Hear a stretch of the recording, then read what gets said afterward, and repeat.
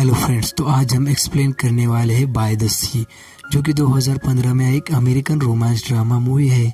तो बिना किसी देरी की वे मूवी की तरफ बढ़ते हैं। मूवी स्टार्ट होती है और हम हमारे मेन कैरेक्टर्स को देखते हैं, वेनेसा और उसका पति रोलैंस, जो कि एक सफल लेखक है। उनकी शादी को 14 साल कंप्लीट हो चुके हैं और वो एक समुद्र के किनारे बने होटल में आ जाते हैं और रोलैंस वहीं पर रुककर कहानी लिखना चाहता है। दोनों मुश्किल से एक दूसरे को बात करने लगते हैं। वेनेसा पता नहीं क्यों हमेशा नाराज ही रहती है। ये रीजन आपको आखिरी में पता चल जाएगा। रोलैंस भी काफी अपसेट होता है क्योंकि वेनेसा उसके साथ इंटीमेट नहीं होना चाहती है। रोलैंस वहाँ के लोकल कॉफी मालिक के साथ फ्रेंडली हो जाता है और वो रोज सुबह अपनी कहानी लिखने जाता है और रात को ही घर में लौट कर आता है। और यार, वेनेसा दिन भर होटल के कमरे में बंद, कभी बालकनी में धूप सेकती रहती है तो कभी समुद्र में मछली पकड़ने जा रहे मछुआरों को देखती रहती है। वेनेसा को पता चलता है कि उसके कमरे में एक होल है जिससे वो बगल वाले कमरे के अंदर आसानी से देख सकती है। एक दिन उस बगल वाले कमरे में न्यू मैरिड कपल्स लिव और फ्रांसिस हनीमून मनाने के लिए आते हैं। जब रोलैंस बाहर होता है, वेनेसा उन दोनों को उस होल से इंटीमेट होते हुए देखती है और इस तरह वो उनकी प्राइवेट पोलो का मजा लेती है।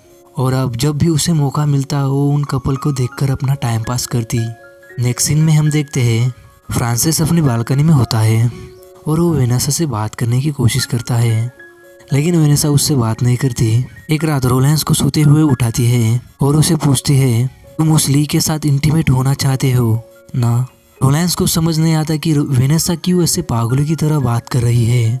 रोलैंस वहाँ से उठकर चला जाता है और पूरी रात बाहर ही सोता है।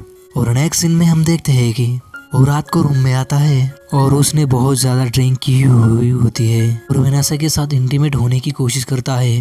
वेनेसा को गुस्सा आता है और वो वहाँ से गाली देकर उसे भगा देती है। अगले दिन ली वेनेसा को उसके साथ टाइम स्पेंड करने को कहती है। फिर हम उन्हें एक साथ ताश खेलते हुए देखते हैं। तभी वहाँ रोलैंस आ जाता है। ली उसे ताश खेलने के लिए कहती है।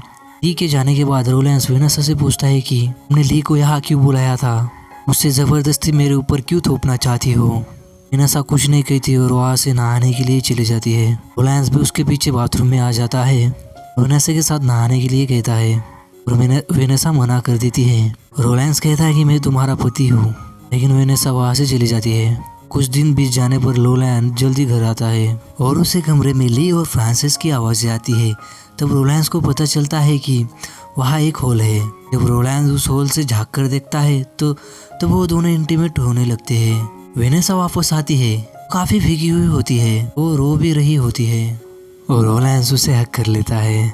नेक्स्ट सीन में हम देखते हैं कि वेनेसा उस कपल को फिर से देख रही होती है। रात में फ्रांसिस अपनी बालकनी में होता है और वेनेसा से कहता है, क्या तुम अपने पति के साथ हमारे साथ कल सीनिंग करना चाहोगी? वेनेसा कहती है कि मैं मेरे पति से पूछकर बताऊंगी। रोलैंस मान जाता है। अगले दिन वेनेसा उस हॉल से झाँक रही होती है। तभी वहाँ रोलैंस आ जाता है और उससे पूछता है, तुम उस कपल को देख रही हो ना? और रोलैंस उसे बता देता है कि मैं भी उस हॉल के बारे में जानता हूँ। फिर वो दोनों उन दोनों को साथ में देखते हैं और उनके प्राइवेट पलों का मज़ा लेते हैं। और वेनेसा रोलैंस से पूछती है कि क्या तुम मेरे साथ नहाना चाहोगे? और उसके बाद वो दोनों साथ में नहाने लगते हैं और रोमांस भी करते हैं। नेक्स्ट सीन में हम देखते हैं कि वो चारों सीलिंग के लिए जाते हैं, जहाँ वेनेसा फ्रांसिस से पूछती है कि क्या तुम मेरे साथ सोना चाहोगे? फ्रांसिस कुछ भी नहीं कहता। इधर रोलैंस और वेनेसा के बीच की चीज़ें ठीक हो रही है और वो दोनों एक साथ टाइम स्पेंड करने लगते हैं। रोलैंस कहता है कि अब उन दोनों को इस तरह से उनको देखना नहीं चाहिए, उनकी अपनी लाइफ है और हमारी अपनी। नेक्स्ट सीन में हम देखते हैं कि ली को लेकर वेनेसा शॉपिंग के लिए जाती है और वापस आने के बाद रोलैंस देखता है कि वेनेसा ने फ्रांसिस के लिए सेम जैकेट खरीदी है जैसे रोलैंस पहली बार वेनेसा से मिलने के लिए आया था तब उसने पहनी थी। सेम जैकेट देखकर रोलैंस वेनेसा से कहता है कि तुम करना क्या चाहती हो? तुमने उसे सेम जैकेट क्यों खरीदवाई? वेनेसा कोई जवाब नहीं देती और वहाँ से नहाने चली जाती है। अगले दिन रोलैंस उस रूम में फ्रांसिस के रूम में झाँकता है और वहाँ उसे वेनेसा दिखती है। वेनेसा उसके साथ इंटीमेट होने के लिए वहाँ आई थी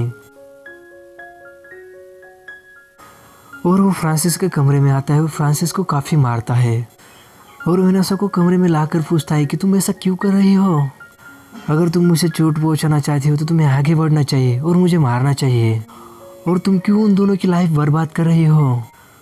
उनकी नई नई शादी हुई है, तुम उनसे जलती हो क्योंकि वो अपनी लाइफ में खुश है और तुम नहीं। वेनेसा काफ़ी रोती है। रोलैंस जब उस हॉल से झाँक कर देखता है तो फ्रांसिस और ली के बीच झगड़े चल रहे थे। तब रोलैंस वेनेसा से कहता है कि मुबारक हो, तुमने उन दोनों के बीच झगड़े लगा दिए हैं। रोलैंस फ्रांसिस और ली के पास जाता है और उनसे माफ़ी मांगता है। तब हमें पता चलता है कि वेनेसा के 2 ऑपरेशन हो गए थे और वो कभी भी माँ नहीं बन सकती। इसी वजह से उनके बीच इतनी दूरी आ चुकी है। ली कहती है कि वो अपना मामला लड़ झगड़ कर सुलझा लेंगे और वो वापस आता है और वो वेनेसा से पूछता है कि क्या तुम्हें पता था कि ली प्रेग्नेंट है, इसलिए तुमने ये सब किया। और रोलैंस उसे हक कर लेता है और इसी के साथ हमारी प्यारी सी मूवी ख़त्म हो जाती है। Thank you friends.